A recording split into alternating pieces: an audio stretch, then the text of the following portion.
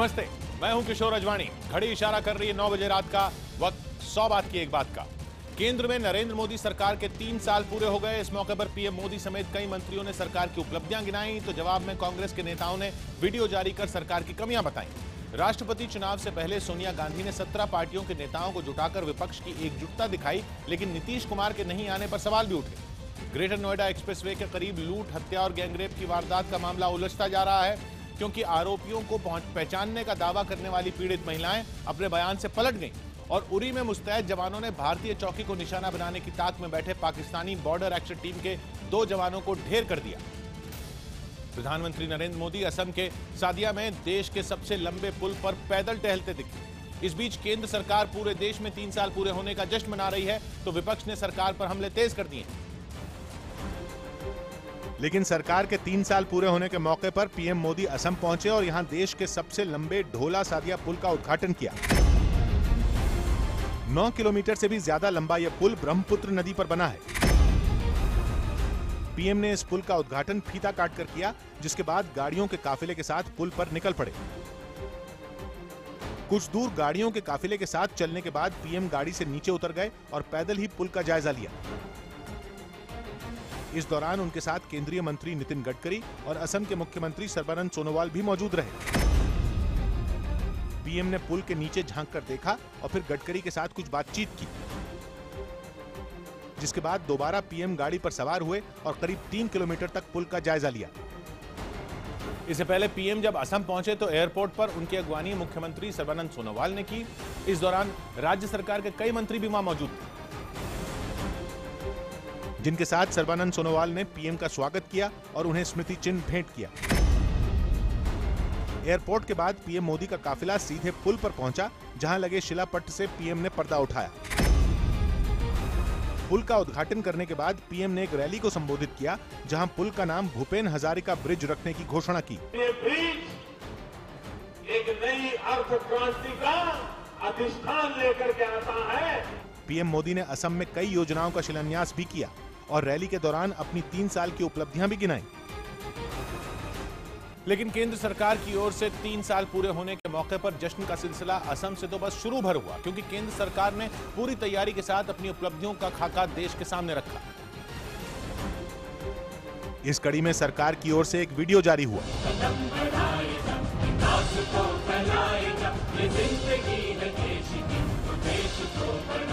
करीब 45 सेकंड के इस वीडियो के जरिए केंद्र सरकार ने 3 साल की उपलब्धियां गिनाई, जिनमें सर्जिकल स्ट्राइक, इधर आप एक फैसला लें और उधर सरहद पार आतंकवादियों को मुंह की खानी पड़े, नोटबंदी, दम होना चाहिए भाई। एक फैसले पर काले धन वालों की नींद उड़ जावे और बेनामी संपत्ति वाले भी बेचैन हो उठे। 1 रैंक 1 पेंशन। जितने पुराने उलझे मुद्दे उतने तेज और सुलझे फैसले, और जीएसटी जैसे फैसलों का जिक्र किया गया। अरे भाई साहब, क्या ये टैक्स वो टैक्स, ना जी ना, अब एक देश एक टैक्स, जीएसटी। इतना ही नहीं, पीएमओ ने सरकार के 3 साल का कामकाज ग्राफिक्स के तौर पर भी शेयर किया और एक ऐप के जरिए लोगों से सरकार के कामकाज पर राय मांगी। केंद्र सरकार ने देश के सभी प्रमुख समाचार पत्रों में विज्ञापनों के जरिए भी सरकार की उपलब्धियां गिनाई और अपनी कामयाबी गिनाते हुए नया नारा भी दिया। सरकार ने पूरे देश में विज्ञापन के जरिए अपनी पीठ थपथपाई। लेकिन कांग्रेस को यह प्रचार रास नहीं आया। कांग्रेस ने विज्ञापन के खर्चे पर सवाल उठाए। बहुत दुर्भाग्य की बात है कि 2000 करोड़ रुपया जश्न मनाने के लिए कर रहे हैं। कांग्रेस ने सरकार के जश्न में खलल डालने के लिए आरोपों की बौछार कर दी। लेकिन इससे बेपरवाह सरकारी खैमे की तरफ से प्रेस कॉन्फ्रेंस और जनसभाओं का सिलसिला जारी रहा। बीजेपी शासित राज्यों के मुख्यमंत्री, केंद्रीय मंत्री और खुद बीजेपी अध्यक्ष अमित शाह सरकार की कामयाबी गिनाने सामने आए। इस कड़ी में अमित शाह उपलब्धियों की फहरिस्त लेकर सामने आए और मोदी सरकार को अब तक की सबसे मजबूत सरकार करार दिया। 3 सालों में देश की सोच का स्केल बदलने में भी इस देश के प्रधानमंत्री मोदी जी सफल रहे। अमित शाह ने पीएम मोदी के न्यू इंडिया मिशन की तारीफ की और इसे देश को आगे बढ़ाने वाली सोच करार दिया। वहीं सरकार के काम का प्रचार करने के लिए प्रधानमंत्री के संसदीय क्षेत्र में भी खासी तैयारी दिखी, जहां सबका साथ सबका विकास नाम से प्रदर्शनी का आयोजन किया गया। इसमें बतौर वाराणसी के सांसद प्रधानमंत्री के किए गए कामों की प्रदर्शनी लगाई गई, जिसमें यूपी के सीएम योगी आदित्यनाथ भी शामिल हुए। इससे पहले मुख्यमंत्री ने गोरखपुर में रैली की और 3 साल का कार्यकाल पूरा करने पर प्रधानमंत्री को बधाई दी। मोदी जी के प्रति 3 वर्ष के सफल कार्यकाल के लिए उन्हें बधाई देते हैं। पहली बार आजादी के बाद ऐसा लगा कि देश के अंदर जनता की सरकार है। मुख्यमंत्री योगी आदित्यनाथ ने सरकार की योजनाओं की भी तारीफ की। भोपाल में भी बीजेपी के जश्न का सिलसिला जारी रहा। यहां बीजेपी कार्यकर्ताओं ने 3 साल पूरा होने के मौके पर खास आयोजन किया, जिसमें कार्यकर्ताओं ने 3 साल बेमिसाल का स्लोगन लिखा केक काटा। इस दौरान बड़ी संख्या में उमड़े कार्यकर्ताओं ने जमकर ढोल नगाड़े बजाए, साथ ही एक दूसरे को मिठाई और केक खिलाकर जश्न मनाया। कार्यकर्ताओं ने झंडे लेकर खूब नारेबाजी भी की। लेकिन केंद्र सरकार का जश्न और देश भर में आयोजनों की आई बाढ़ विपक्ष को खल गई। सो पहले से पलटवार की तैयारी में बैठे विपक्ष ने सरकार की घेरेबंदी में कोई कसर नहीं छोड़ी। इसके लिए देश भर में कांग्रेस प्रवक्ताओं ने हर राज्य में जाकर प्रेस कॉन्फ्रेंस की और केंद्र सरकार को हर मोर्चे पर नाकाम करार दिया। पहले से मोदी सरकार के खिलाफ वीडियो जारी कर चुकी कांग्रेस ने एक नया वीडियो जारी किया और जश्न पर सवाल उठाए। वो झूठ का जश्न मनाते कि देश की उम्मीदों पर सत्ता की भूख भारी है और भाजपा सरकार असलियत में हर मोर्चे पर हारी है। दिल्ली में कांग्रेस ने सरकार को घेरा तो मुंबई में कांग्रेस यूनिट ने आजाद मैदान में प्रदर्शनी लगाई और केंद्र सरकार की खामियां गिनाई। कांग्रेस 3 साल पूरा होने के बाद अलग तरीके से जो भी सरकार की खामियां हैं वो गिना रही है। कांग्रेस ने मुंबई में केंद्र सरकार की नीतियों को आम जनता के खिलाफ बताते हुए प्रदर्शन किया। तो दिल्ली में युवा कांग्रेस के कार्यकर्ता सड़क पर उतर आए। हाथ में पर्चे लेकर युवा कांग्रेस के सैकड़ों कार्यकर्ताओं ने प्रदर्शन किया।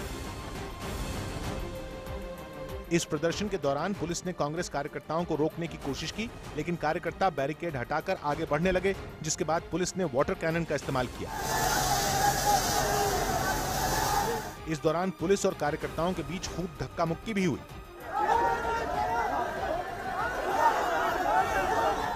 वहीं लखनऊ में भी युवा कांग्रेस के कार्यकर्ता सड़कों पर उतर आए और केंद्र सरकार के खिलाफ नारेबाजी करने लगे।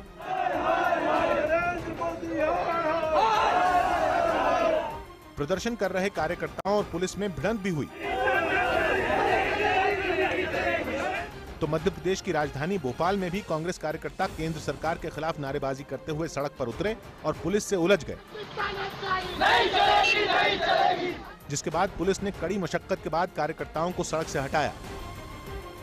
विरोध प्रदर्शनों का सिलसिला दूसरे राज्यों में भी जारी रहा। पटना में तो कांग्रेस कार्यकर्ताओं ने सरकार के विरोध का अनोखा तरीका अख्तियार किया और बूट पॉलिश लेकर सड़कों पर बैठ गए। कांग्रेस के कार्यकर्ताओं ने जूता पॉलिश किया और बैनर पोस्टर लेकर नारेबाजी की।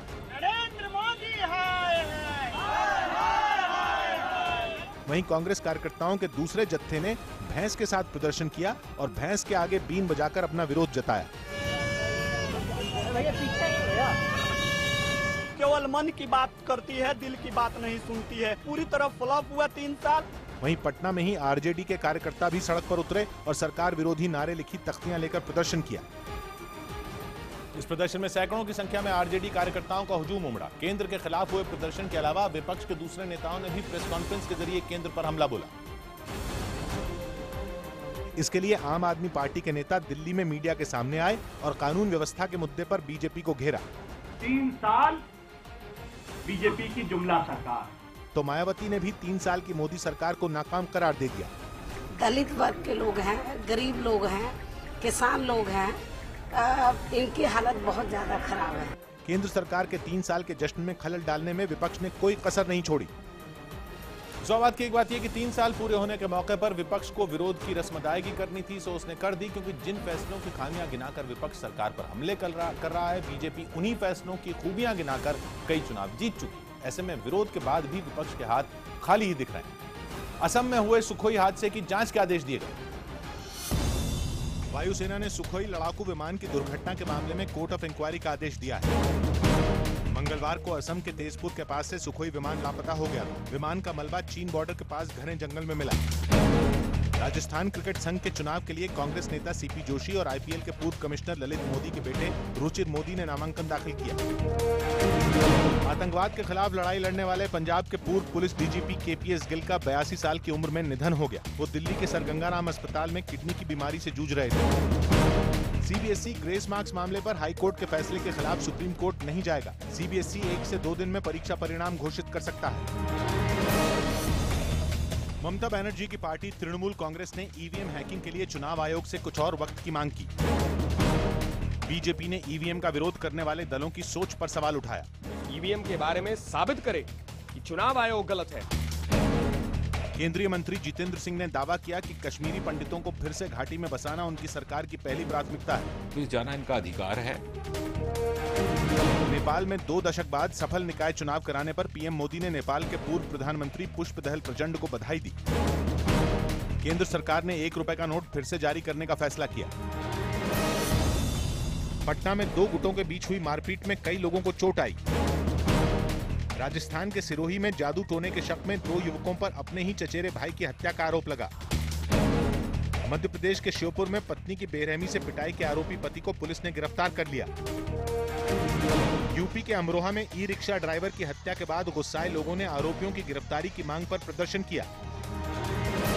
संसद भवन के लाइब्रेरी हॉल में विपक्ष के सभी नेता एक साथ बैठे दिखे। ये सभी नेता राष्ट्रपति चुनाव के लिए अपनी एकजुटता दिखाने पहुंचे, लेकिन एकजुटता की पहली कोशिश में ही पलीता लग गया। इससे पहले विपक्ष के सभी बड़े नेता सोनिया गांधी के बुलावे पर संसद भवन के लाइब्रेरी हॉल में लंच के लिए पहुंचे, जहां कतार में लगी कुर्सियों पर सभी नेता बैठे और फोटो खिंचाई। सोनिया गांधी, मनमोहन सिंह और लालू प्रसाद यादव एक साथ बैठे दिखे, जबकि मायावती और मल्लिकार्जुन खड़गे की कुर्सियां आसपास लगी। राहुल गांधी और डीएमके नेता कनिमोई काफी देर तक गुफ्तगू करते नजर आए। करीब 17 पार्टियों के नेता इस लंच में शामिल हुए। जहां खाने की टेबल पर बैठकर राष्ट्रपति चुनाव के लिए गुणागणित बनाने की कोशिश हुई। ये बात अलग है कि बैठक में किसी एक नाम पर सहमति नहीं बन पाई, जिसका संकेत बैठक में शामिल ममता बनर्जी ने दिया। ममता के मुताबिक विपक्षी दल एनडीए की ओर से घोषित होने वाले प्रत्याशी का इंतजार करेंगे। Let us wait for the consensus candidate. So let us know the name. Everybody will support the consensus candidate. If it's a secular fabric and all this. बैठक के बाद विपक्ष ने एक बयान भी जारी किया, जिसमें बैठक के एजेंडे के बारे में बताया गया। हालांकि विपक्ष की एकजुटता को दिखाने के लिए बुलाई गई इस बैठक में बिहार के मुख्यमंत्री नीतीश कुमार नहीं पहुंचे, जिनकी गैर मौजूदगी में कई तरह की अटकलों को हवा दे दी। जिस पर जेडीयू ने तो कुछ नहीं कहा, आरजेडी ने सफाई जरूर दे दी। महागठबंधन बनने वाले हैं, इससे सरकार जो बीजेपी की सरकार तिलमिला गई है। वैसे नीतीश कुमार की बैठक से गैर मौजूदगी ने सत्ता पक्ष को विपक्ष की एकजुटता पर सवाल उठाने का मौका तो दे ही दिया, क्योंकि बात सिर्फ नीतीश की गैर मौजूदगी तक रहती तो समझ में आती, क्योंकि बैठक में शरद यादव तो पहुंचे थे, मगर इस बैठक से आम आदमी पार्टी भी गायब रही, जिसे संयुक्त विपक्ष के इस सांकेतिक शक्ति प्रदर्शन से दूर रखा गया और न्योता तक नहीं दिया गया। कांग्रेस ने आम आदमी पार्टी को न बुलाए जाने के सवालों पर कन्नी काट ली। बारे में आदरणीय शरद यादव जी से प्रश्न किया जाए। हालांकि आम आदमी पार्टी के नेताओं ने विपक्ष की बैठक में न बुलाए जाने पर कुछ यूं जवाब दिया। भेजना उनका काम है, निमंत्रण के आधार पे हमें फैसला करना हमारा काम है। विपक्ष की गोलबंदी के बीच बीजेपी खामोश है और इस बैठक को ज्यादा तवज्जो नहीं दे रही। सौभाग्य की एक बात यह कि विपक्ष को भी पता है कि राष्ट्रपति चुनाव में नंबर के हिसाब से बीजेपी गठबंधन का पलड़ा भारी है। ऐसे में विपक्ष अभी से आम सहमति बनाने का राग गाने में जुट गया है, ताकि विरोध के चक्कर में किरकिरी का सामना न करना पड़े। सीरिया के पलमायरा में सेना की एक तोप धड़ाधड़ एक के बाद एक गोले दागने लगी, क्योंकि सीरियाई सेना दक्षिणी पलमायरा के कुछ हिस्सों में आईएस को खदेड़ने में जुटी। इसीलिए सेना की एक तोप आईएस आतंकियों के ठिकाने को निशाना बनाकर गोले दागने लगी। इसके बाद सेना ने रॉकेट लॉन्चर से भी आईएस के अड्डों पर हमला किया। सेना का दावा है कि उसने इस इलाके को पूरी तरह से घेर लिया है और आईएस के आतंकियों के पास बचने का रास्ता नहीं है। आईएस के आतंकी लंबे समय से दक्षिणी पलमायरा के इस इलाके में मौजूद है। इसीलिए अमेरिका के समर्थन वाली सेना यहां आईएस को घेरने में जुटी है। सेना के जवान गाड़ी भर भर कर उन इलाकों में पहुंच रहे हैं जहां आतंकियों ने अपना कब्जा जमाया हुआ है। इस दौरान जब सेना ने आतंकियों को घेर कर बमबारी शुरू की तो कुछ आतंकी जान बचाकर भागने लगे। सेना के मुताबिक आईएस के आतंकियों ने छिपने के लिए कई जगहों पर जमीन के नीचे खुफिया सुरंग बना रखी है। आईएस की मौजूदगी की वजह से यहां रहने वाले लोग अपने घर छोड़कर जा चुके हैं। सेना का दावा है कि ताजा हमले में आईएस के कई ठिकाने नेस्तनाबूद हो गए हैं और जल्द ही पूरे इलाके को उनके चंगुल से छुड़ा लिया जाएगा। सौ बात की एक बात यह कि सीरिया के कई इलाकों से आईएस और उसके समर्थन वाले विद्रोही गुट को खदेड़े जाने के बाद अब आईएस के आतंकी बाहरी इलाकों की ओर भाग रहे हैं, लेकिन सेना आईएस को अब इन इलाकों से खदेड़कर उसे पूरी तरह नेस्तनाबूद कर देने की कोशिश में। जेवर में समाजवादी पार्टी के कई नेता एक साथ एक घर में पहुंचे। हाईवे पर हुई लूटपाट और हत्या की घटना में पीड़ित महिलाओं ने केवल 24 घंटे में अपना बयान बदल दिया। इस बीच परिवार से मिलने समाजवादी पार्टी का एक दल पहुंचा। इसीलिए पीड़ित परिवार के घर पहले से पुलिस का भारी जमावड़ा था। पुलिस अधिकारी भी उस वक्त परिवार के साथ मौजूद रहे जब समाजवादी पार्टी के नेता पीड़ित परिवार से बातचीत कर रहे थे। समाजवादी पार्टी के दल में राज्यसभा सांसद सुरेंद्र सिंह नागर समेत 5 लोग थे। मुलाकात के बाद संकरी गलियों में काफी दूर तक नेताओं ने सड़क पर मार्च किया और पीछे पीछे गाड़ियां चलती रहीं। सुरेंद्र नागर ने बयान बदलने पर पीड़ित परिवार का बचाव किया। उनका मानसिक संतुलन उस समय क्या होता है और हम सब लोगों को भी संवेदनशील होना चाहिए। समाजवादी पार्टी का दल मामले की जानकारी अखिलेश यादव को देगा। तो इस बीच पीड़ित परिवार की महिलाएं इंसाफ की मांग कर रही हैं। हालांकि उन्हें ये तक याद नहीं कि उन्होंने एक दिन पहले पुलिस को क्या कहा था। जब न्यूज 18 इंडिया की टीम पीड़ित महिलाओं से बात करने पहुंची तो वो जख्म दिखाते हुए अपना दर्द सुनाने लगी। हालांकि आरोपियों के चेहरे उन्हें याद नहीं है। मेरा दिमाग सही ना, मैंने क्या किया, कल क्या ना किया, मुझे कुछ पता नहीं है। एक दिन पहले ही पीड़ित महिलाओं ने पड़ोसियों पर वारदात को अंजाम देने का आरोप लगाया था। नसीर में खड़े हो गए और 3 और हैं, फोन करके नसीर ने बुलाई उन तीनों को। पीड़ित धमकी भी दे रही हैं कि अगर इंसाफ न मिला तो वो खुदकुशी कर लेंगी। अगर हमें इंसाफ न मिला तो हम अपनी जान दे देंगे जाकर थाने में। और पुलिस पीड़ित के बदलते बयानों में ही उलझी है। पहले दिन पीड़ित ने जिन आरोपियों के नाम लिए पुलिस ने उन्हें हिरासत में भी लिया, लेकिन उनका दावा था कि घटना के वक्त वो अपने घर में मौजूद थे। फिर भी पुलिस महिलाओं की शिकायत पर उन्हें थाने लेकर आई। काफी देर तक उनसे पूछताछ करती रही। उन्हें गाड़ी में बिठाकर घटना स्थल से करीब की जगहों पर भी घुमाया गया, लेकिन हाथ कुछ नहीं आया। अब भी हम यहीं मौजूद हैं, जो भी पूछे आप पूछें। तो पुलिस ने फोरेंसिक टीम के साथ मौका वारदात पर पहुंचकर सैंपल इकट्ठे किए और नए सिरे से मामले की जांच शुरू की। केस के लिए भी हमने एक एक्सपर्ट टीम लगाई हुई, बोलचाल का तरीका है, उन सारी चीजों को ध्यान में रखते हुए ही हमारी टीम काम कर रही है। मामले में UP STF, anti extortion cell, crime branch और स्थानीय पुलिस की 2 टीमें लग गई हैं। पुलिस ने मीडिया के सामने एक बार फिर दावा किया कि पीड़ित महिलाओं के मेडिकल जांच में अब तक रेप की पुष्टि नहीं हुई है। रेप के जो सिम्टम्स होते हैं अभी तक कोई भी ऐसा सिम्टम मेडिकल रिपोर्ट के हिसाब से नहीं मिला है जिससे उसकी पुष्टि हो सके। पुलिस गुनहगारों की तलाश के लिए अब तक अलग अलग थ्योरियों पर काम करने का दावा कर रही है, जबकि पीड़ित परिवार पूरी वारदात में पुलिस की कमियां गिना रहा है। क्योंकि परिवार का दावा है कि पुलिस शिकायत करने के 2 घंटे बाद मौके पर पहुंची। मेरे भाई ने कॉल किया था 100 नंबर पर। हमें पुलिस जो प्रोटेक्शन मिला है वहाँ पे 2 घंटे में मिला है। आरोप है कि मौके पर पहुंची पुलिस टीम ने भाग रहे आरोपियों को पकड़ने की कोशिश नहीं की। पुलिस चाहती उनका पीछा करती तो बदमाश हाथ में आ जाते। कहा जा रहा है कि हाईवे पर जिस जगह पर वारदात हुई वहां से थोड़ी ही दूरी पर पुलिस की टीम हमेशा मौजूद रहती है। दोषियों का सुराग नहीं मिल रहा है तो सियासत भी तेज होती जा रही है। योगी सरकार पर कानून व्यवस्था के मोर्चे पर फेल होने का आरोप लग रहा है। समाजवादी पार्टी 10 महीने पहले बुलंदशहर में हाईवे पर हुई गैंगरेप की घटना याद दिला रही है, जब बीजेपी ने यूपी में जंगल राज का नारा दे दिया था। हमारी सरकार के दौरान एक घटना हो जाती थी तो उसको इतना दिखाया जाता था कि जंगल राज है, गुंडा राज है। बीएसपी भी मौका चूकने के मूड में नहीं दिख रही। वहाँ का प्रशासन, वहाँ की पुलिस, वहाँ की सरकार चुपचाप हाथ पर हाथ रखकर बैठी है। कांग्रेस आरोप लगा रही है कि यूपी की सरकार से कानून व्यवस्था संभल नहीं रही है। अखिलेश सरकार के दामन पर सबसे बड़ा दाग कानून व्यवस्था फेल होने का लगा था और योगी सरकार भी अब इन्हीं आरोपों की जद में है। इसीलिए जेवर से बीजेपी के विधायक धीरेन्द्र ठाकुर ने पिछली सरकार पर ही ठीकरा फोड़ दिया। पुरानी सरकारों ने 20 बोए उन्हें काटने में हमें थोड़ा सा तो समय दीजिए। सीनियर मंत्री श्रीकांत शर्मा भी पिछली सरकारों की बनाई व्यवस्था को ही दोष देने लगे। जर्जर कानून व्यवस्था हमारी सरकार को विरासत में मिली है। हालांकि सरकार दावा कर रही है कि हाईवे को खौफ का सबब बनाने वाले गैंग को बहुत जल्दी जेल पहुंचाया जाएगा।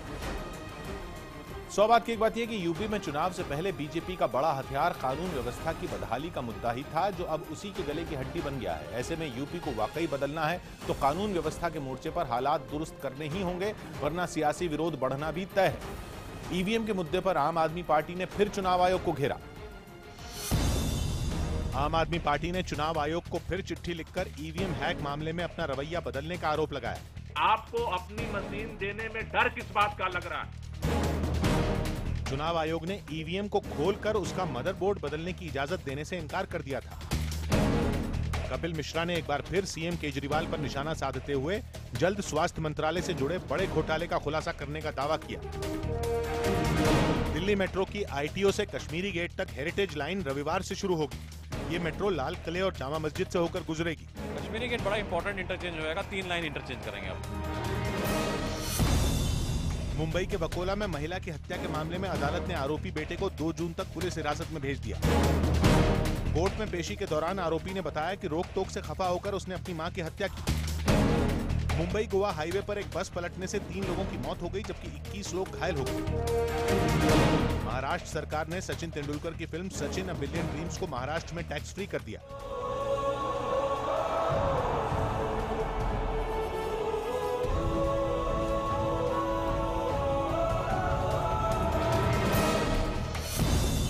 चैंपियंस ट्रॉफी के लिए लंदन पहुंची टीम इंडिया ने लॉर्ड स्टेडियम में अभ्यास किया। चैंपियंस ट्रॉफी का आगाज 1 जून से होगा और भारत अपना पहला मैच 4 जून को पाकिस्तान से खेलेगा। पाकिस्तान की बॉर्डर एक्शन टीम अपनी हैवानियत के लिए पूरी दुनिया में बदनाम है। कायराना तरीके से भारतीय जवानों पर हमला करने और फिर उनके साथ बर्बरता करने को बैट के जवान अपनी कामयाबी मानते हैं। पिछले महीने पुंछ सेक्टर की कृष्णा घाटी में भी बीएटी के जवानों ने 2 भारतीय जवानों के साथ बर्बरता को अंजाम दिया था। जवानों के नाम पर बॉर्डर एक्शन टीम में उन आतंकियों को भर्ती किया जाता है जो किसी भी तरह के खूंखार कारनामे को अंजाम देने के लिए तैयार रहते हैं। लेकिन भारतीय सेना बड़ी मुस्तैदी से पाकिस्तान की सेना और आतंकियों के गठजोड़ को नेस्तनाबूद करने में जुटी है। 100 बात की एक बात यह कि भारतीय सेना की ओर से मुंहतोड़ जवाब मिलने के बाद पाकिस्तानी सेना बौखलाई हुई है, जिसकी वजह से उसने आतंकी घुसपैठ कराने की कोशिश भी तेज कर दी है। लेकिन बदला लेने की हड़बड़ी अब पाकिस्तानी सेना पर ही भारी पड़ने लगी है। अमेरिका में बड़े से जहाज पर एक गाड़ी तेजी से दौड़ती हुई समुद्र में गिर गई। यह अमेरिका का अब तक का सबसे बड़ा जंगी जहाज है, जिसका नाम है यूएसएस जेरल्ड फोर्ड, और इस पर लड़ाकू विमानों की तैनाती की जाएगी। इसीलिए एक डमी गाड़ी को हुक में फंसाया गया और हुक की मदद से इसको जहाज के डेक पर तेज रफ्तार में दौड़ाकर छोड़ दिया गया, जिसके बाद ये गाड़ी उड़ती हुई समुद्र में जा गिरी।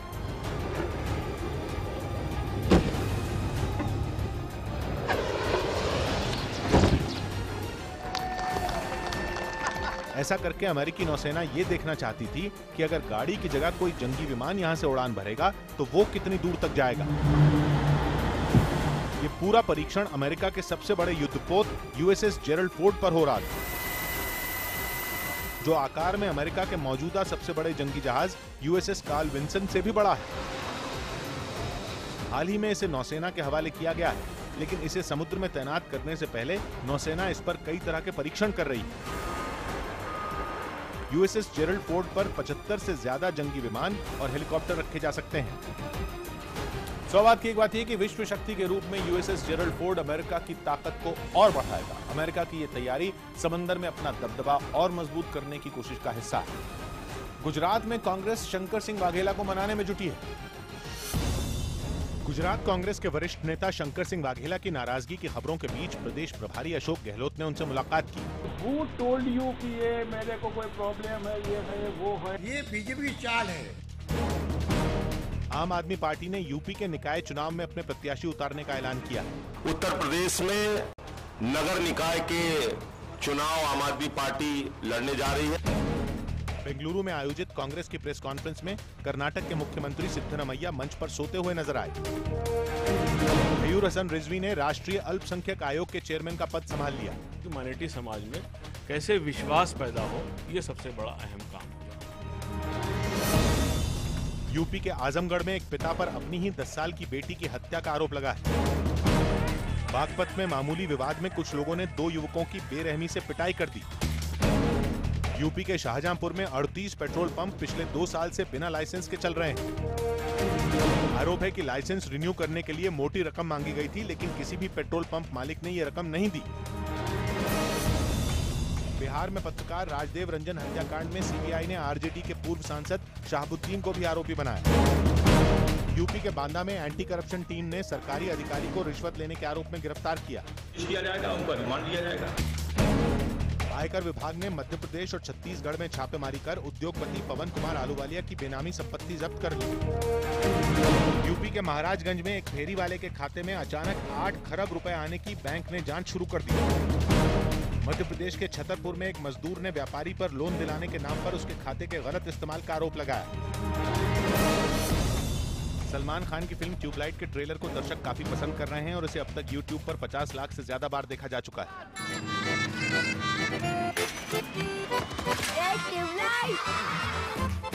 मेरा नाम है लक्ष्मण सिंह। ये फिल्म अगले महीने ईद के मौके पर रिलीज होगी, जिसमें सलमान के साथ चीन की अभिनेत्री जूजू भी हैं। कप्तान तू भी कूद जा। नहीं, क्या तुझे यकीन नहीं है? हाँ पार्टनर, पूरा यकीन है कि अगर मैं कूद जाऊंगा तो मैं मर जाऊंगा। चीन में भी रिलीज हुई फिल्म दंगल ने अब तक दुनिया भर में 1700 करोड़ से ज्यादा की कमाई कर ली। मेरी समझ में ना आई कि गोल्ड तो गोल्ड होता है, छोरा लावे या छोरी। खबरों के मुताबिक अभिनेता दीपक तिजोरी के खिलाफ उनकी पत्नी शिवानी ने घरेलू हिंसा का केस दर्ज कराया। जम्मू में नेशनल पैंथर्स पार्टी के कुछ कार्यकर्ता जमीन पर बैठकर जम्मू कश्मीर सरकार के खिलाफ नारेबाजी करने लगे। गाड़ी के बोनट पर एक शख्स को बांधने के मामले में मेजर गोगोई के खिलाफ बडगाम के एक थाने में FIR दर्ज कराई गई, जिसके विरोध में पैंथर्स पार्टी के कार्यकर्ताओं ने बीजेपी पर दोहरे मापदंड का आरोप लगाते हुए जमकर नारेबाजी की।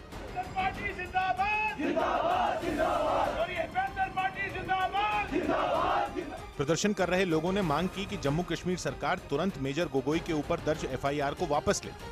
मेजर गोगोई के खिलाफ FIR वापस लेनी होगी। हालांकि सेना प्रमुख बिपिन रावत मेजर गोगोई को सम्मानित कर चुके हैं और उनके ऊपर सेना की जांच भी खत्म हो चुकी है। लेकिन इस मुद्दे पर सियासत खत्म होने का नाम ही नहीं ले रही और अब पत्थरबाजों को भड़काने वाले हुर्रियत के नेता भी इस मुद्दे पर राजनीति चमकाने में जुट गए। इसी के तहत श्रीनगर में अलगाववादी नेता मीरवाइज उमर फारूक अपने कई समर्थकों के साथ सड़क पर उतरे और नारेबाजी करने लगे।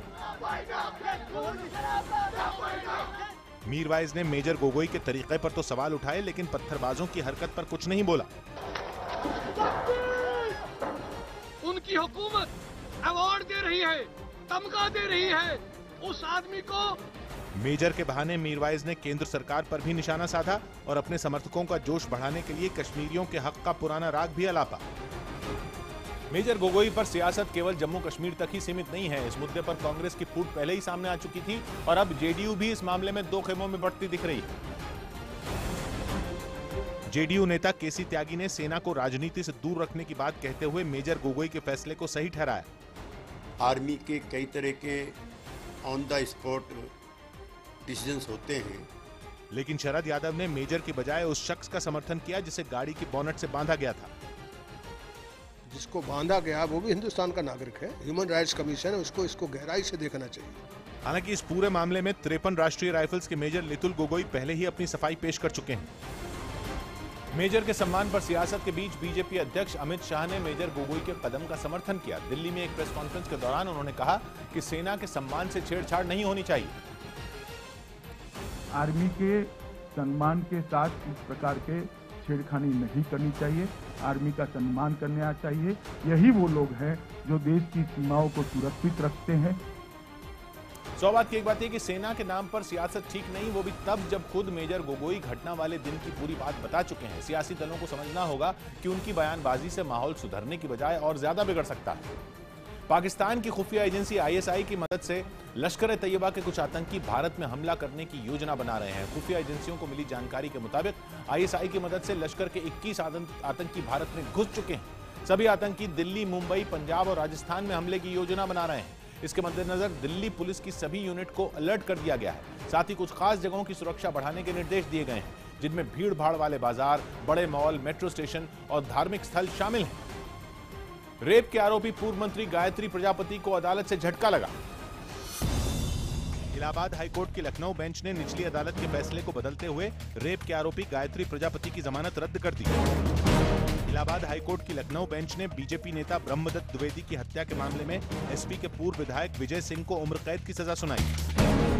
बिहार में पूर्व मंत्री की बेटी के यौन शोषण मामले में अदालत ने कांग्रेस नेता ब्रजेश पांडे की अग्रिम जमानत याचिका खारिज कर दी। पटियाला हाउस कोर्ट ने मीसा भारती के CA और मनी लॉन्ड्रिंग के आरोपी राजेश अग्रवाल को 7 दिन की ED की रिमांड पर भेज दिया। गृह मंत्रालय ने सिक्किम विधानसभा में सीटों की संख्या बढ़ाने के मुद्दे पर सुझाव मांगे। शेयर बाजार में आज रिकॉर्ड तेजी देखने को मिली और सेंसेक्स पहली बार 31,000 के पार चला गया। कारोबारी हफ्ते के आखिरी दिन सेंसेक्स 278 अंक उछलकर 31,028 पर बंद हुआ। निफ्टी 85 अंकों की बढ़त के साथ 9,595 पर बंद हुआ। अब T20 मैच में भी DRS यानी अंपायर के फैसले के खिलाफ अपील करने वाला सिस्टम लागू हो सकता है। DRS समेत कई नियमों में बदलाव के लिए अनिल कुंबले की अगुवाई वाली समिति ने ICC से सिफारिश की है। अगर ये सिफारिश मान ली गई तो 1 अक्टूबर से ये लागू हो जाएगी। सुधीर रमन कप में भारत की मिक्स्ड बैडमिंटन टीम चीन से 3-0 से हारकर बाहर हो गई। ओलंपिक पदक विजेता पहलवान सुशील कुमार आज 34 साल के हो गए। उन्हें खेल मंत्री समेत कई हस्तियों ने शुभकामनाएं दी।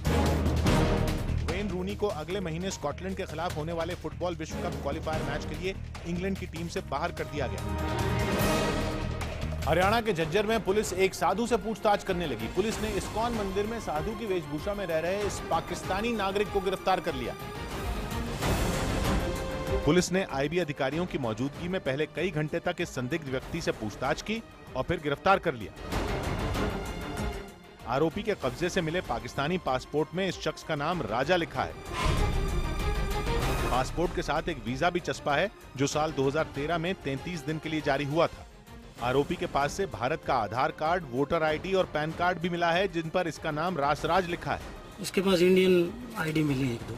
फर्जी दस्तावेजों से साफ हो रहा है कि आरोपी नकली पहचान के साथ कई बरसों से यहाँ रह रहा था। इसके पास से दिल्ली का एक वोटर कार्ड भी मिला है।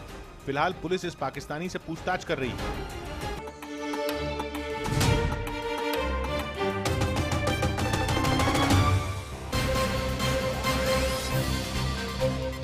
सौ बात की एक बात। यूपी के सहारनपुर में हुई हिंसा के बाद राहुल गांधी को वहां जाने से रोक दिया गया। पुलिस ने इसके पीछे वहां के बिगड़े हालात का हवाला दिया। और कांग्रेस उपाध्यक्ष राहुल गांधी को सहारनपुर जाने की इजाजत देने से फिलहाल इनकार कर दिया। सहारनपुर में राजपूतों और दलितों के बीच हिंसक झड़प के बाद वहां तनाव बढ़ गया, जिसके बाद शांति कायम करने में प्रशासन को कड़ी मशक्कत करनी पड़ रही है। इसलिए जब राहुल के सहारनपुर दौरे की बात सामने आई तो उन्हें इजाजत देने से साफ मना कर दिया गया। जब तक यहाँ की स्थिति पूर्णतया शांतिपूर्ण और सामान्य नहीं हो जाती है तब तक बड़े नेताओं को या बाहर से नहीं आने दिया जाएगा। राहुल गांधी को सहारनपुर आने की इजाजत नहीं देने के बाद कांग्रेस ने योगी सरकार पर सवाल उठाए। किसी को इख्तियार नहीं राहुल गांधी जी को वहां जाने से रोके। सहारनपुर विवाद के बीच मायावती की रैली के बाद हिंसक झड़प हुई थी, जिसमें एक शख्स की मौत हो गई थी। इसीलिए हालात को देखते हुए पुलिस ने नेताओं के आने पर फिलहाल रोक लगा दी। लेकिन मायावती के बाद राहुल गांधी ने शनिवार को वहां जाने का ऐलान कर दिया, जिससे प्रशासन में हड़कंप मच गया। इसलिए कांग्रेस ने जब योगी सरकार को घेरा तो बीजेपी ने भी पलटवार किया और राहुल गांधी के खिलाफ यह आरोप लगाया कि वो हिंसा पर अपनी राजनीति चमकाने में जुटे हैं। ऐसे समय कोई VIP इस प्रकार के राजनीतिक टूरिज्म करना चाहे, मैं समझता हूं ये बिल्कुल गलत टाइमिंग है। इस बीच योगी सरकार ने यह भी साफ कर दिया है कि सहारनपुर के किसी भी दोषी को बख्शा नहीं जाएगा। अपराध करने वाले अब किसी भी दशा में छोड़े नहीं जा सकते। सरकार कानून की दुहाई दे रही है, लेकिन इस मुद्दे पर पूरा विपक्ष एकजुट नजर आ रहा है और विरोधी दलों के तमाम नेता योगी सरकार को हिंसा के लिए जिम्मेदार ठहरा रहे हैं। आरोप है कि सत्ता में आते ही बीजेपी के कार्यकर्ता बेलगाम हो गए, जो विपक्ष की नजर में यूपी के बिगड़ते माहौल की बड़ी वजह है। बीजेपी से क्या उम्मीद करोगे आप? उन्हीं का जहर घोला हुआ है। इस बीच सुप्रीम कोर्ट ने सहारनपुर हिंसा पर दाखिल एक जनहित याचिका पर फौरन सुनवाई करने से इनकार कर दिया। अदालत के मुताबिक सहारनपुर मामले में तुरंत दखल देने की जरूरत नहीं। गर्मी की छुट्टियों के बाद जुलाई में याचिका पर सुनवाई हो सकती है। याचिका में सुप्रीम कोर्ट से सहारनपुर हिंसा की SIT जांच और पीड़ितों को मुआवजा देने की मांग की गई थी। करीब 1.5 महीने से सहारनपुर में रुक रुक कर हिंसा हो रही है। सौ बात की एक बात है कि सहारनपुर में हालात बिगड़ने के पीछे सियासी दखल भी एक बड़ा मुद्दा है। ऐसे में जब तक मामले की जांच चल रही है, सियासी दलों को भी संयम रखना चाहिए और मिलजुल कर हालात सामान्य करने के लिए कोशिश करनी चाहिए। कर्नाटक में बीजेपी येडियुरप्पा पर दांव खेल सकती है।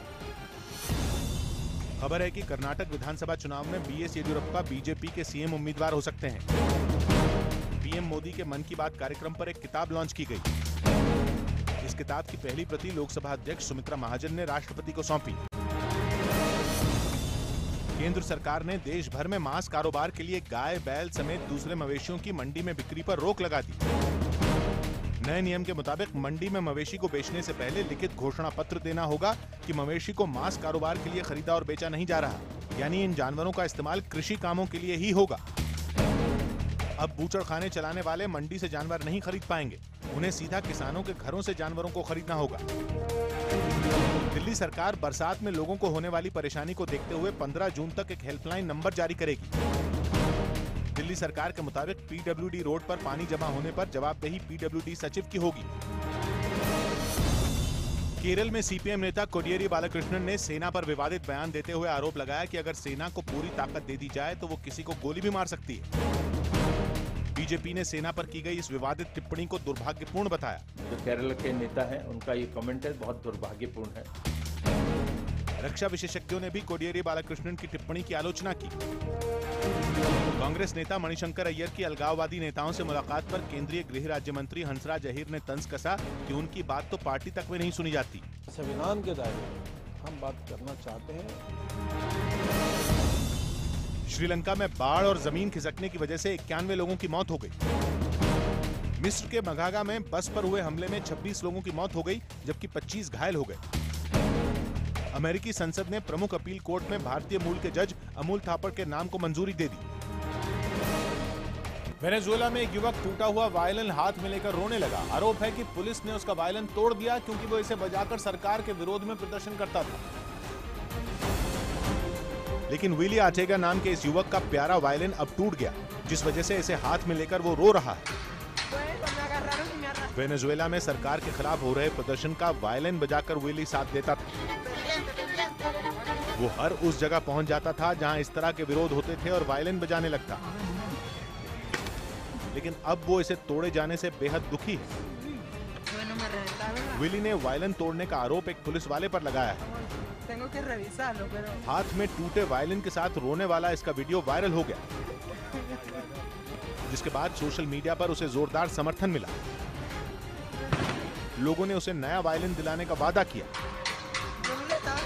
वेनेजुएला में भ्रष्टाचार के आरोप झेल रहे राष्ट्रपति निकोलस मदुरो के तानाशाही रवैये के खिलाफ वहां की जनता कुछ महीने से प्रदर्शन कर रही है।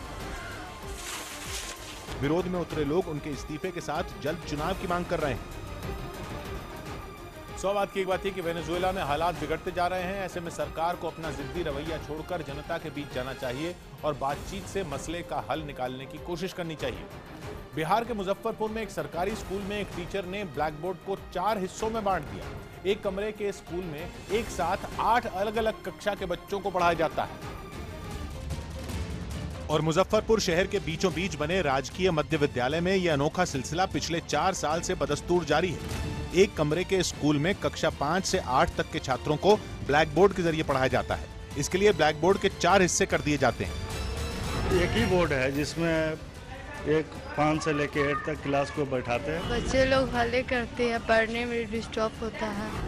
कक्षा 1 से 4 तक के बच्चों को तो ब्लैक बोर्ड भी नसीब नहीं है। उन्हें बरामदे में ब्लैक बोर्ड के ठीक उल्टी दिशा में बिठाया जाता है ताकि जर्जर हो चुकी छत और दीवार से गिरने वाले टुकड़े उनके लिए जानलेवा न बन जाए। बिहार के शिक्षा विभाग ने 4 साल पहले मठ मंदिरों में चलने वाले स्कूल के बच्चों को सरकारी स्कूल में भेजने की व्यवस्था की थी। इस आदेश का पालन तो हुआ, लेकिन उसके बाद से इन स्कूलों पर कोई ध्यान नहीं दिया गया, जिसका नतीजा यह है कि एक कमरे में शिफ्ट किए गए स्कूल आज भी एक ही कमरे में चल रहे हैं। और तो और स्कूल में बनने वाले मिड डे मील का सामान भी क्लास में ही रखा जाता है, जिससे पूरा कमरा क्लासरूम कम और कबाड़ घर ज्यादा नजर आता है। यह भी टूट रहा है, उसके बाद किचन भी टूटा हुआ है, जो कहीं भी कोई हादसा हो सकता है। स्कूल में पीने का पानी, शौचालय और बच्चों के बैठने तक की व्यवस्था नहीं है। यहाँ तक कि बच्चों को मुफ्त में मिलने वाली यूनिफॉर्म भी नहीं मिल रही। ताज्जुब की बात यह है कि जिले के शिक्षा अधिकारी इन सब बातों से अनजान है। कोई दिक्कत है तो हम लोग चल करके देखते हैं, उसका समाधान हो जाएगा। एक कमरे में चल रही 8 कक्षाओं से जरा भी हैरान और परेशान नहीं दिखे। बस स्कूल का निरीक्षण करने की बात कहकर मामले से पल्ला झाड़ लिया। 100 बात की एक बात है कि देश और प्रदेश की सरकारें शिक्षा के नाम पर करोड़ों खर्च करती हैं। इसके बाद भी अगर सरकारी स्कूलों की हालत नहीं बदल रही तो इसकी जिम्मेदारी सीधे सीधे शिक्षा विभाग के अफसरों की है, जिनका लापरवाह रवैया देश के नौनिहालों का भविष्य खराब कर रहा है। इटली में कुछ लोगों ने G7 समिट का अनोखा विरोध किया।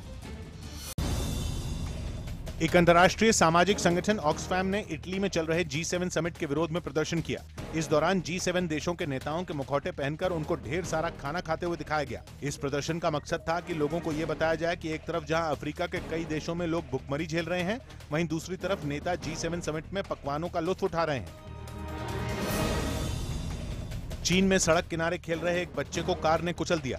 हादसा देखते ही आसपास मौजूद लोग बच्चे को बचाने आ गए और सबने मिलकर कार के नीचे से बच्चे को निकाल लिया। जख्मी बच्चा फिलहाल अस्पताल में भर्ती है। चीन के बोजू में एक शख्स सड़क के बीच लगी रेलिंग में फंस गया। इस शख्स को लगा था कि वो रेलिंग में बनी ग्रिल के बीच से निकल जाएगा। उसका सिर तो निकल गया, लेकिन शरीर का निचला हिस्सा रेलिंग में फंस गया। इसके बाद मौके पर पुलिस ने पहुंचकर उसे इस मुसीबत से बाहर निकाला। दिल्ली में एक अमेरिकी छात्रा मीडिया को अपने फोन में एक लड़के की फोटो दिखाने लगी। छात्रा का आरोप है कि पहाड़गंज के एक होटल में एक लड़के ने उसका बलात्कार किया। पुलिस ने आरोपी को गिरफ्तार कर लिया। और रेप का आरोप जिस युवक पर है, उसकी तस्वीर पीड़ित लड़की ने मीडिया को फोन पर दिखाई। पीड़ित के मुताबिक वो अपनी 3 दोस्तों के साथ होटल में गई थी, लेकिन उनके साथ आए एक चौथे लड़के ने उसका बलात्कार किया। Another guy who I had never met, had no idea who he was. He entered the room. इसके बाद लड़की के दोस्तों ने उसे भारत के कानून से डराया और उसने पुलिस को शिकायत तक नहीं की। घटना के बाद लड़की जयपुर चली गई और अपनी एक सहेली को आप बीती बताई। लड़की की दोस्त के परिवार से कानूनी मदद मिलने का भरोसा मिलने के बाद वो वापस दिल्ली आई और दिल्ली के नबी करीम थाने में FIR दर्ज कराई, जिसके बाद पुलिस ने FIR दर्ज कर आरोपी जसवंत को गिरफ्तार कर लिया। हैरानी की बात यह है कि पुलिस जब लड़की को लेकर पहाड़गंज के होटल में पहुंची तो आरोपी होटल में ही मौजूद था। Told the lady officer that I'm pretty sure, that I saw him, and so we decided to look through the whole hotel. हालांकि पीड़ित के वकील दिल्ली पुलिस की कार्रवाई पर सवाल खड़े कर रहे हैं। आईओ का कहना है कि उनके खिलाफ कोई चार्ज नहीं बनता। पीड़ित लड़की अमेरिका से 1 महीने के स्टडी टूर पर भारत आई हुई है। 100 बात की एक बात यह कि विदेशी नागरिकों से होने वाले अपराध दुनिया भर में देश की छवि खराब करते हैं, इसलिए ऐसे मामलों में पुलिस को आरोपियों पर सख्त से सख्त कार्रवाई कर कड़ा संदेश देना चाहिए। क्रेमिया में रूसी जांच एजेंसी FSB यानी फेडरल सिक्योरिटी सर्विस के कुछ जवानों ने हेलीकॉप्टर से छलांग लगा दी। FSB के जवान यहां आतंकियों के खिलाफ लड़ाई का अभ्यास कर रहे थे। इस दौरान कुछ जवानों ने हेलीकॉप्टर से छलांग लगा दी और पैराशूट की मदद से समुद्र में मौजूद जहाज पर उतरे और मोर्चा संभाल लिया। इस जहाज के पास ही समुद्री तेल का एक कुआं था, जिसे आतंकियों ने कब्जे में ले रखा था। कुछ जवान तेल कुएं के हेलीपैड पर भी उतरे और आतंकियों के खिलाफ कार्रवाई शुरू कर दी। इस अभ्यास के दौरान FSB के जवानों ने समुद्र के साथ जमीन पर भी अपनी ताकत दिखाई और एक इमारत में छिपे आतंकियों को दबोचने में जुट गए। इसके लिए जवान पहले हेलीकॉप्टर की मदद से इमारत के करीब उतरे और धीरे धीरे आतंकियों की ओर बढ़ने लगे। कुछ जवान रस्सी की मदद से इमारत में दाखिल हुए, जबकि FSB की बैकअप टीम सामने से धावा बोलने पहुंची। इस टीम के साथ एक छोटा मगर खतरनाक रोबोट सिपाही भी था, जो सीढ़ियों को पार कर सबसे पहले इमारत में दाखिल हुआ। इस रोबोट पर बंदूक और CCTV कैमरा लगा था। अंदर घुसते ही इसने गोली चलाकर एक कमरे का दरवाजा उड़ा दिया। इसी बीच मकान में छिपे आतंकियों ने फायरिंग शुरू कर दी, जिसमें FSB का एक जवान जख्मी हो गया, जिसे उसके साथियों ने अपनी ओर खींच लिया। आतंकवाद के खिलाफ रूस की यह कवायद सोमवार तक चलेगी, लेकिन 100 बात की एक बात यह कि यूरोप में अमेरिका के दखल के बीच रूस भी लगातार अपनी ताकत का प्रदर्शन करने में जुटा है। ये ताजा अभ्यास भी इसी कोशिश का हिस्सा है। दक्षिण कोरिया में एक शख्स कॉफी पर कलाकारी करता है। दक्षिण कोरिया में एक शख्स कॉफी के ऊपर खाने में इस्तेमाल होने वाले रंगों से बेहतरीन कलाकारी कर लेता है। एक खास पतली मेटल रॉड को रंगों में डुबोकर यह शख्स कॉफी पर खूबसूरत डिजाइन और सीनरी बना लेता है। अमेरिका के ब्रैड बायर्स एक टेबल फैन को अपने सिर और जुबान से रोक लेते हैं। वीडियो में ब्रैड पहले एक चलते पंखे के पीछे अपना सिर लगाकर उसे रोक देते हैं और फिर उसमें अपनी जुबान लगाकर पंखे को दोबारा रोक देते हैं। हालांकि जुबान लगाने वाले स्टंट में उनको हल्की चोट भी लग जाती है। चीन में एक गाय के बच्चे ने सिर्फ 2 पैरों के साथ जन्म लिया। सोशल मीडिया पर वायरल इस वीडियो में इस बछड़े के पास आगे के 2 पैर नहीं है और वो सिर्फ पीछे के 2 पैरों के सहारे लड़खड़ाते हुए चलता है। हवा के साथ ये कैसा मामला हुआ, बुझा चुके थे जिसे वो दिया जला हुआ।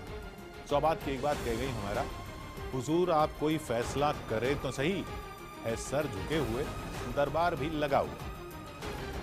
मिलते हैं सोमवार को, घड़ी जब इशारा करेगी 9 बजे रात का, वक्त फिर होगा 100 बात की एक बात का।